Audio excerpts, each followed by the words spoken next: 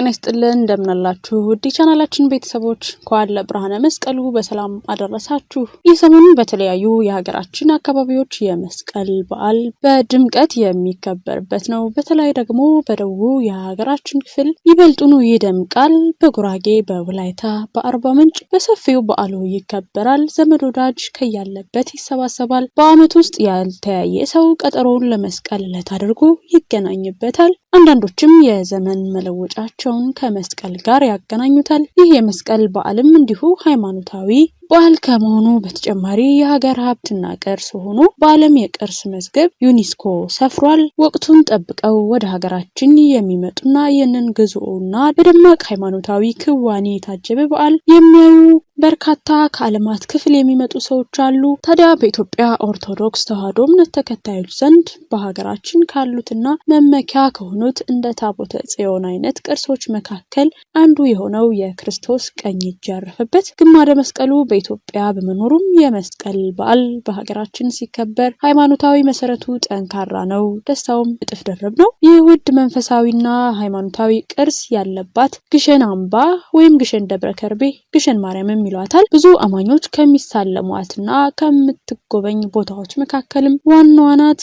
ለመሆኑ ይህ ግማደ መስቀል እንዴት በሀገራችን ሊኖር ቻለ? ግሸን ማርያም የመሆኑ ሚስጥርስ ምንድነው? በቆይታችን እናወጋችኋለን። አብራችሁን ቆዩ። ንግስት እሌኒ መስከረም 16 ቀን 320 በዕጣን ጢስ ምልክት ቁፋሮ አስጀምራ መጋቢት 10 ቀን አገኝታ በማውጣት ታላቅ ቤተ መቅደስ ጎልጎታ ላይ አሰርታ በክብር አስቀመጠችው። ችን መድኃኒታችን ኢየሱስ ክርስቶስ ያረፈበትን ተአምራዊ መስቀል ከዚያ ዕለት ጀምሮ እንደ ፀሐይ እያበራ ድዊ እየፈወሰ አጋንንት እያባረረ ልዩ ልዩ ተአምራት እየሰራ ሙት እያስነሳ እውር እያበራ ተአምራቱን ቀጠለ። የጌታ መስቀል ለብዙ ጊዜያት ኢየሩሳሌም ቆየ። ከዚያ በኋላ ነገስታት ይህን መስቀል እኔ ልውሰድ በማለት ጠፈጠሩ። በዚህ ጊዜ የአንጾኪያ፣ የኤፌሶን፣ የአርማንያ፣ የግሪክና የእስክንድሪያ የመሳሰሉት ሃይማኖታዊ መሪዎች ጠቡን አበረዱት። ከዚያም አያይዘው በኢየሩሳሌም የሚገኘውን የክርስቶስን መስቀል ከአራት ከፍለው በዕጣ አድርገው በስምምነት ተካፈሉት። ከሌሎች ታሪካዊ ንዋየ ቅድሳት ጋር በየሀገራቸው ወስደው በክብር አስቀመጡት። የቀኝ ክፍሉ የደረሰው ለአፍሪካ ስለነበር ከታሪካዊው ንዋየ ቅድሳት ጋር በግብጽ የሚገኘው የእስክንድሪያ ፓትርያርክ ተረክቦ ወስዶ በክብር አስቀመጠው። ግማደ መስቀሉም ለብዙ ዘመን በእስክንድሪያ ኖረ። በግብጽ ያሉ ክርስቲያኖች ላይም ከጊዜያት በኋላ ስቃይ ይጸናባቸው ጀመር። ኑሯቸው በጭቆና ሆነ። ክርስቲያኖቹም አንድ ሆነው መክረው ለኢትዮጵያዊው አጼ ዳዊት እንዲህ የሚል መልእክት ላኩ። ንጉስ ሆይ፣ በዚህ በግብጽ መኖር ለኛ መከራ ሆኗል። ኃይለኞችም ጭቆናቸውን አጽንተውብናል። ኃይልህን አንስተህ አስታግስልን ብለው ጠየቋቸው። ዳግማዊ አጼ ዳዊትም ለመንፈሳዊ ሃይማኖታቸው ቀንተው የክርስቶስ ፍቅር አስገድዷቸው 20,000 ሰራዊት አስከትለው ወደ ግብጽ ዘመቱ። በዚህ ጊዜ በግብጽ ያሉ ኃያላን ፈርተው ተሸበሩ። ንጉሱ ዳግማዊ አጼ ዳዊትም እንዲህ የሚል መልእክት ለብርቱዎቹ ላኩ። በተፈጥሮ ወንድሞቻችሁ ከሆኑት ከክርስቲያኖች ጋር ካልታረቃችሁ ሀገራችሁን መጥቼ አጠፋለሁ የሚል ማስጠንቀቂያ። የንጉሱ መልእክትም ቁጥራቸው ለበዛው ለጉልበተኞቹ እንደደረሳቸው ፈርተው እንደ ጥንቱ በሃይማኖታቸው ጸንተው በሰላም እንዲኖሩ ከክርስቲያን ወንድሞቻቸው ጋር ታረቁ። መታረቃቸውን ንጉሱ አጼ ዳዊት በሰሙ ጊዜ ጉዳዩ ደስ አላቸው። እግዚአብሔርንም አመሰገኑ። በግብጽ የሚኖሩ ክርስቲያኖችም ከ12,000 ወቄት ወርቅ ጋር ደስታቸውን ለኢትዮጵያዊው ንጉስ ለዳግማዊ አጼ ዳዊት በደብዳቤ አድርገው ላኩላቸው። ንጉሱም የደስታውን ደብዳቤ ተመልክተው ደስ አላቸው። ወርቁን ግን መልሰው በመላክ እንዲህ የሚል ደብዳቤ ጻፉ።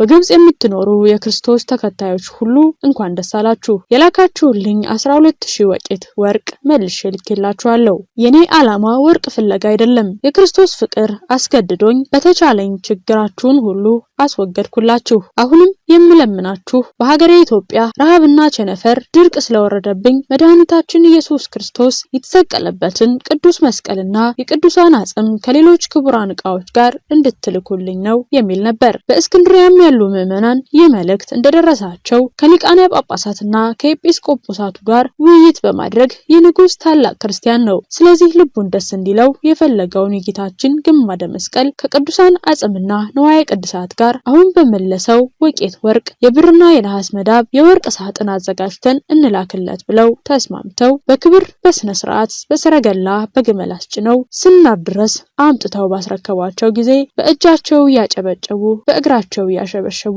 በግንባራቸው እየሰገዱ በክብር በደስታ ተቀበሏቸው። ግማደ መስቀሉ ወደ መካከለኛው ኢትዮጵያ ሳይደርስ በድንገት አጼ ዳዊት ስናር በሚባል ቦታ ላይ አረፉ። ግማደ መስቀሉም የግድ በዚያው በስናር መቆየት አስፈለገው። ከዚያ በኋላ የሟቹ የዳግማዊ አጼ ዳዊት ልጅ አጼ ዘርዓ ያዕቆብ እንደነገሰ ወደ ስናር ሄደው ግማደ መስቀሉን ከሌሎቹ ንዋያተ ቅድሳት ጋር አምጥተው በመናገሻ ከተማቸው በደብረ ብርሃን ላይ ቤተ መቅደስ ሰርተው ለማስቀመጥ ሲደክሙ በህልማቸው አንበር መስቀሌ በዲበ መስቀል ወዳጄ ዘርዓ ያዕቆብ ሆይ መስቀሌን በመስቀለኛ ቦታ ላይ ያስቀምጥ የሚል ህልም አዩ።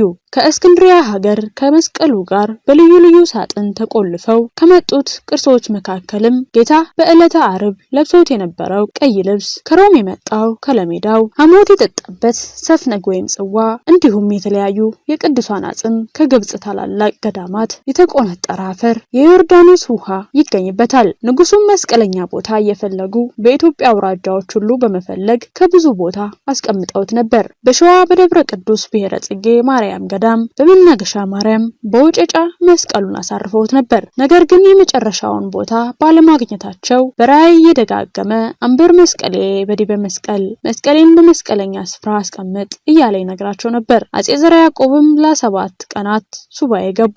በዚያም የተገለጸላቸውን መስቀለኛውን ቦታ የሚመራ አምደ ብርሃን ይመጣል አላቸው። እርሳቸውም ከዚያ እንደወጡ መስቀለኛውን ቦታ የሚመራ የብርሃን አምድ ከፊታቸው መጥቶ ቆመ። በዚያም መሪነት ወደ ወሎ ክፍለ ሀገር አምባሰል አውራጃ ውስጥ ግሼን ከምትባል አምባ መርቶ መስከረም 21 ቀን 1440 ዓ.ም አደረሳቸው። በእውነትም ይህችን ግሼን የተባለችውን አምባ ጥበበኛ ሰው እንደቀረጻት የተዋበች መስቀለኛ ቦታ ሆና ስላገኟት የልባቸው ስለደረሰ ደስ አላቸው። በዚያም አምባ ታላቅ ቤተ መቅደስ አሰርተው መስቀሉንና ሌሎች ንዋየ ቅድሳቱን በየማዕረጋቸው የክብር ቦታ መድበው አስቀመጧቸው። ዘመኑም በ14ኛው ክፍለ ዘመን ነው። ውድ ቤተሰቦቻችን የብርሃነ መስቀሉን በዓል የፍቅር የደስታ የሰላም ያድርግልን። የግማደ መስቀሉ ታሪክ እንዴት ወደ ኢትዮጵያ መጣ የሚለውን በዚህ መልኩ አስቃኘናችሁ። ያላችሁን ሀሳብ አስተያየት በኮሜንት አስፍሩልን። አብራችሁን ስለነበራችሁ ከልብ እናመሰግናለን።